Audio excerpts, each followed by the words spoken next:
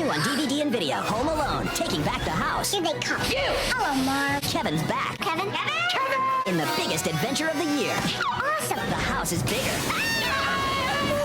The gadgets are slicker. Door open. Kevin's in charge, and the bad guys haven't learned a thing. Hi, Mommy. It's like he's stalking me. Oh, fuck that. Here we go.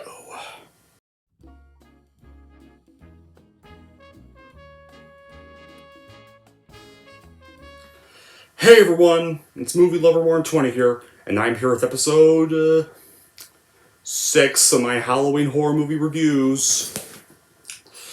And this episode is going to be for the 4th Home Alone movie, aka the worst Home Alone movie ever made. Yes, even worse than The Holiday Heist. And that is Home Alone 4, Taking Back the House. More like Home Alone 4, Taking Back the Franchise. Or shutting down or murdering the franchise is a better title for it. For this crap fest. You gotta get to why. Yeah, like, stars, like, they tried bringing back the McAllisters for this one. Except it's not the McAllisters we know and love. Nope. Not for this. But we're gonna get to why I mean that. But until then, let's get started on this. So, the plot of this movie, Kevin McAllister's parents have split up. Now living with his mom, he decides to spend Christmas with his dad at the mansion of his father's rich girlfriend, Natalie. Meanwhile, Robert Marv Merchant, one of the villains from the first 2 movies, partners up with a new criminal named Vera to hit Natalie's mansion. First of all, let me say this. This movie sucks ass! Kevin McAllister is back. Yeah, right. That is not Kevin at all. Just some imposter pretending to be Kevin about a year younger than the real Kevin. So I instead call this, the first 2 movie characters in this version, fake characters. Because they aren't even the original characters. You could literally call them anybody else and it wouldn't make much of a difference. This is, like I said, by far the worst Home Alone movie ever made. It is also not Home Alone at all, like the third one. Because fake Kevin is not even alone in this movie at all. The fake parents just go out for a few minutes and there is a staff in the mansion the whole movie. I bet they only try to bring back the original characters and slap on the Home Alone title just to attract viewers to watch this garbage TV fanfic. Anyway, here's why this movie's shit. Bad qualities. It has a very poor connection and continuity from the first 2 films that only creates a slew of holes in this timeline. The McAllisters are portrayed as a normal suburban family in the first 2 films, but in this film, they are a newly divorced family. Granted, Peter and Kate do go back together in the end, but still. In the first 2 films, Kevin has 4 siblings, Buzz, Jeff, Megan, and Lemmy. But in this film, Kevin only has Buzz and Megan as siblings, while Jeff and Lemmy are nowhere to be found.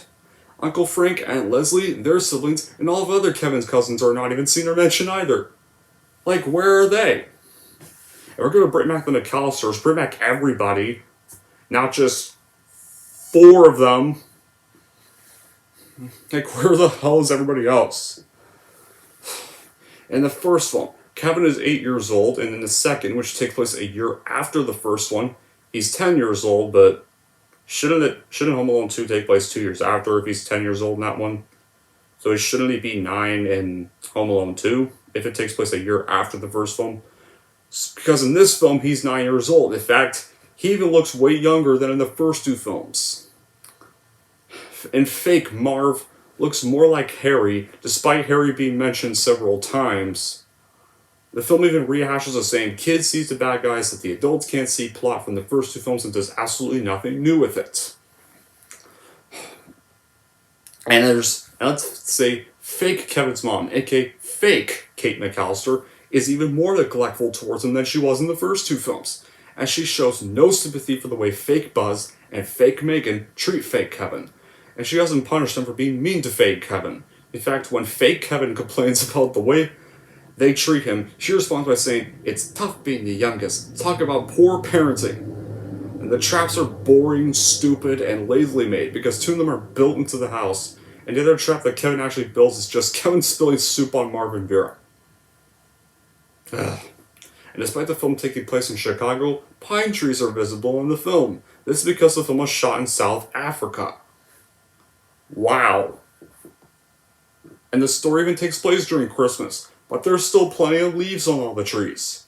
Speaking of that, Christmas in Chicago takes place in winter, as it is located in the Northern Hemisphere, while Christmas in South Africa takes place in summer, as it is located in the Southern Hemisphere.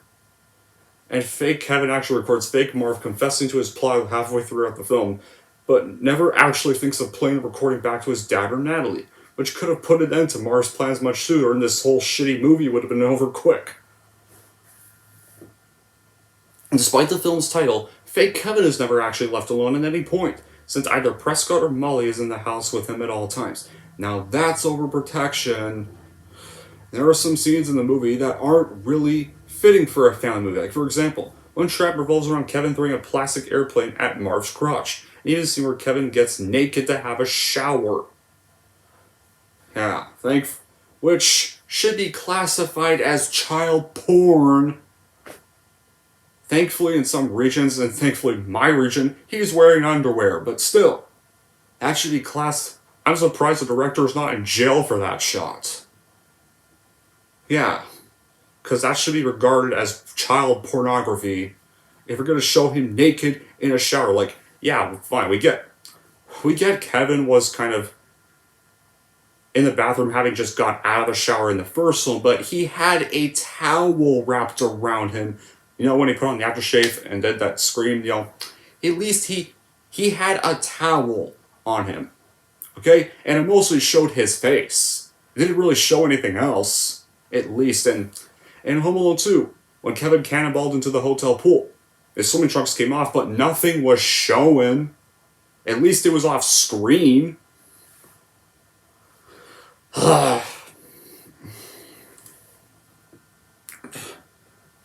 And especially say this because fake Kevin is literally a 9-year-old. 9. But anyway, back onto this film. Fake Buzz and fake Megan are very mean to fake Kevin in this film, having learned nothing from the first two films. So false advertising. This movie said that Kevin and the rest of the McAllisters were returning for the first two films when they're literally not. They're just fake imposters pretending to play them.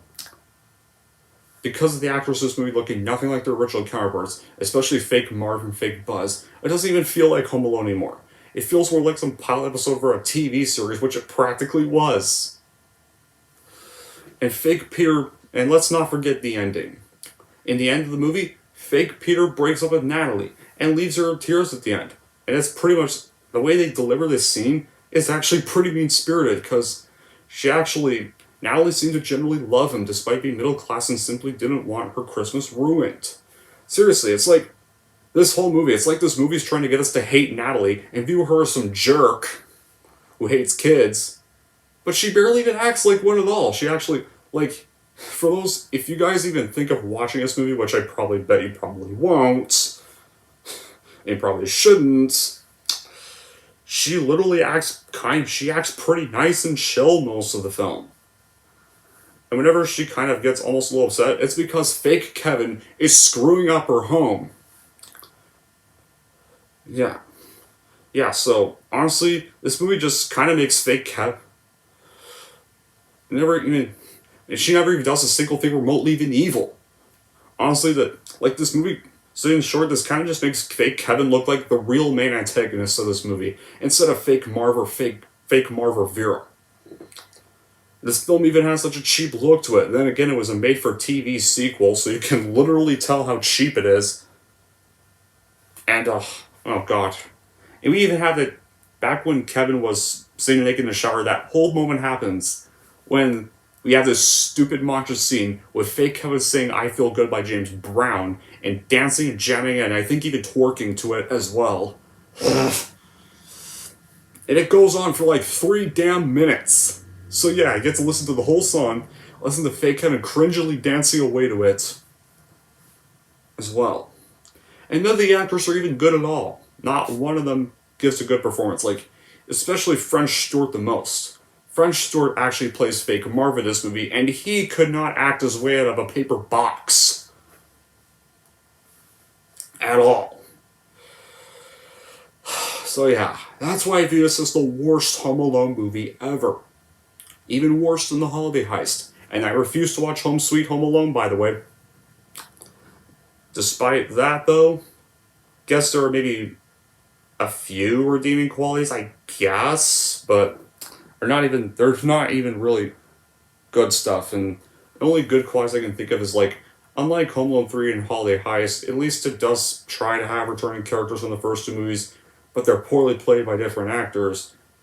And I guess they kind of like they wanted to bring back Kevin, but it's a fake version of him. It was already way too late to be bringing back Kevin years later after Home Alone 2. Although, to me, 3, and I hate to say this, Holiday Heist are a tad bit better than this to me. You'll see why I think that about Holiday Heist in my next review.